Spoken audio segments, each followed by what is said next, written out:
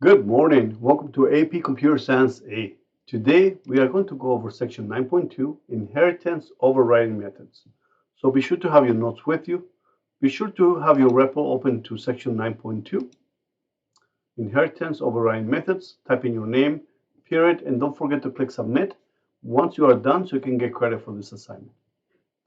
So if you notice, this is the code that we did on section 9.1.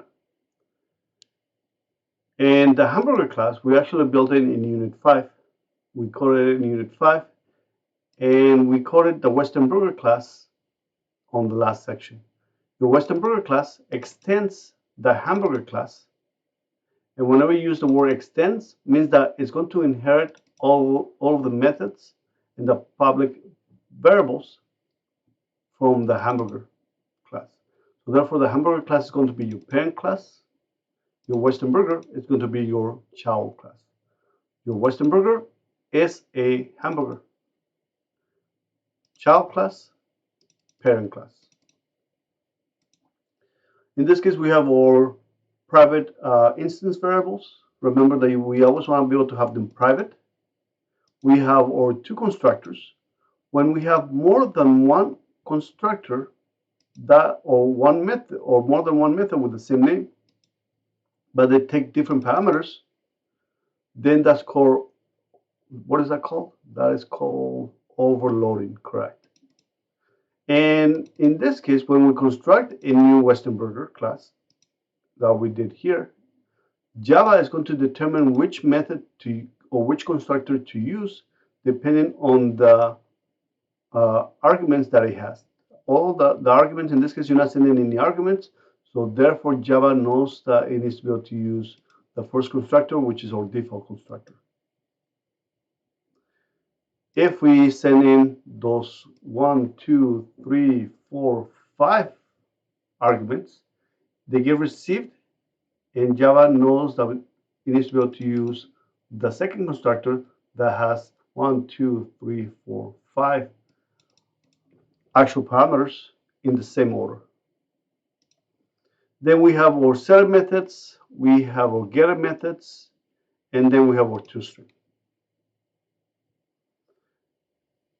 One of the things that we need to talk about is whenever you have a toString here, we have our toString method here on the Western Burger, which inherits everything from the hamburger, but the hamburger class also has a toString method. So because you have a toString method here with no arguments, which we never do, and we have a Western Burger class with a toString method, that is called overriding. And the way that we actually symbolize all the overriding, we do an add override. And notice that it's a keyword. So you'll highlight it, syntax highlighted in this case reddish. And that is going to be telling Java that we actually are overriding the method on purpose. Do we need to have the override? No, it'll still work the same way. So in this case, let's go and we are overriding the toString method. So whenever we print a Western Burger, it's going to come over to this toString method. We can use that super keyword to be able to call any of the methods that are in the hamburger class. And the reason that we are able to access the methods is because we are going to inherit them by the use of the extends word. Whenever we extend, we are inheriting all the methods, and that is because they are public. If they are private, then they can only be used within that class. So therefore, we cannot access those variables directly, even from the child class, because they're private. You will get an error saying that is private.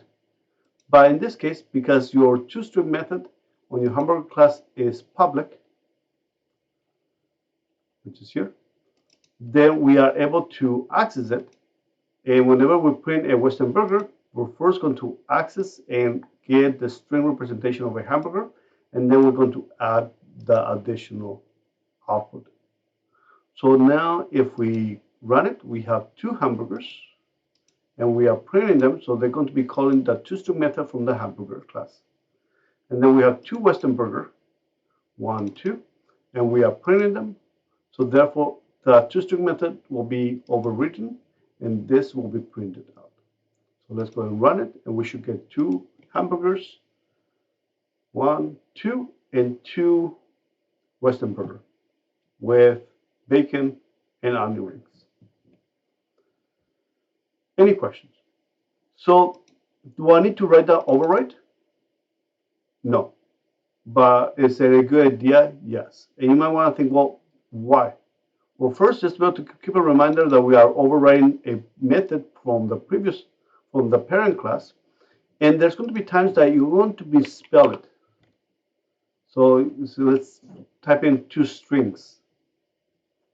So therefore, because we are telling Java that we are going to override it, then it's going to recognize and say, well, you tell me that you're going to override it, but that's not overwritten because that's a different method. So that's why it's a good idea to be able to use the override, because it will tell you, hold on, that's not overwritten. So therefore, we know that we had a mistake on the name, and that's one of the reasons that it's a good idea to be able to type in the override keyword. Question. So we have printed out our 2 hamburgers and our 2 Western burger. Next, what if I omit? Let's say I want to be able to comment this out. I'm not going to delete it. I'm just going to comment it out. So therefore, our two-string method doesn't exist in our Western burger, but we are still going to print it out. So what will be printed? Nothing should print, right? Because we don't have a two-string method in here. What should print out for the Western burger?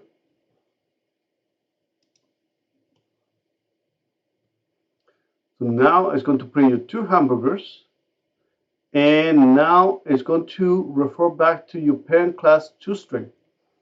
So whenever you are printing an object that does not have a two-string method, it's say, well, Java's going to say, well, in this case, we don't have a two-string method, so I'm going to go over to the parent class, and I'm going to use that two-string method instead.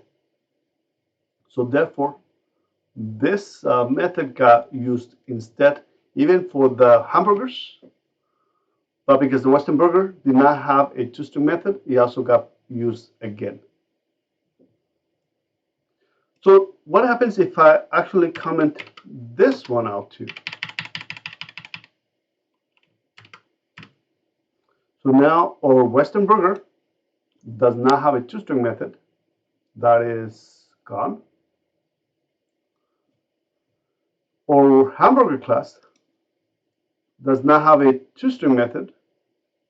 So what will be printed instead? If we print those 2 objects, what will be printed?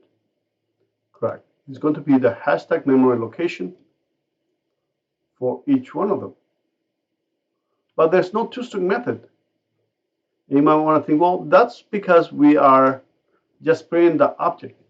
What if I just call in the two-string method? So I'd say b1 two-string, and I'll do b2 two-string. Let's say b3 two-string, and I say b4 two-string. Therefore, we have our b4, which is a Western burger. There is no two-string method. Then we have our b2, a hamburger. There's no two-string method, but we are calling it. So what is going to happen?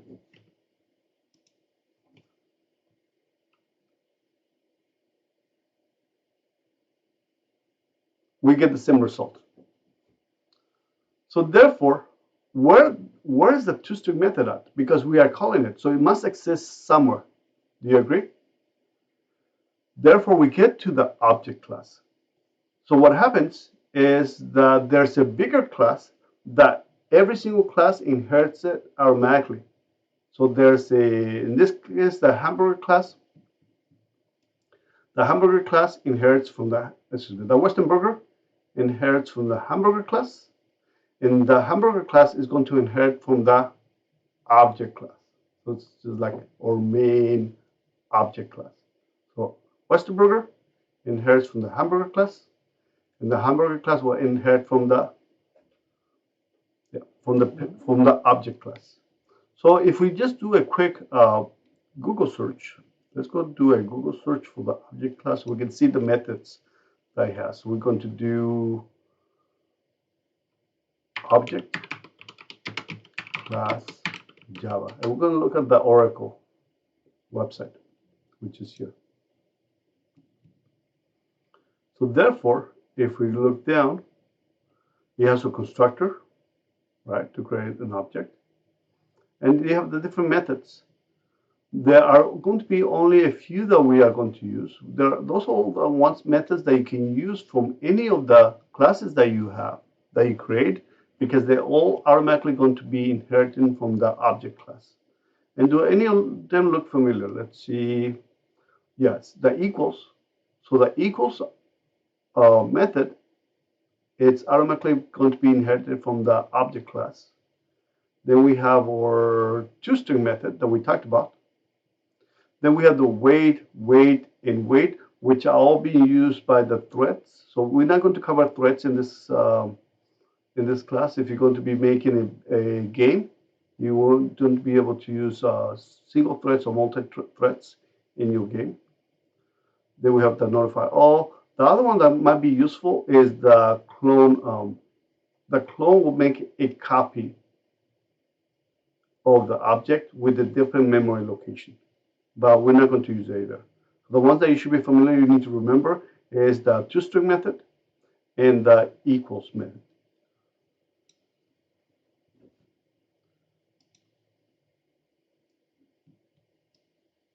So therefore, in this case, whenever we print the Western burger does not have a toString right now. So therefore, I say, okay, so Java is going to go through the Western burger, and I say, okay, I'm looking for the toString. There's no toString method here. Then it's going to look over to the parent class, which is the hamburger class. So it's going to go over to the hamburger class and say, well, there's no toString method here. So therefore, it's going to go over to the bigger class, which is the object class. The object class will allow you to print. We'll have a toString method that's going to give you the name of the class and the hashtag. Any questions? So this will conclude the lesson for today. Have a great day, and I'll see you next time.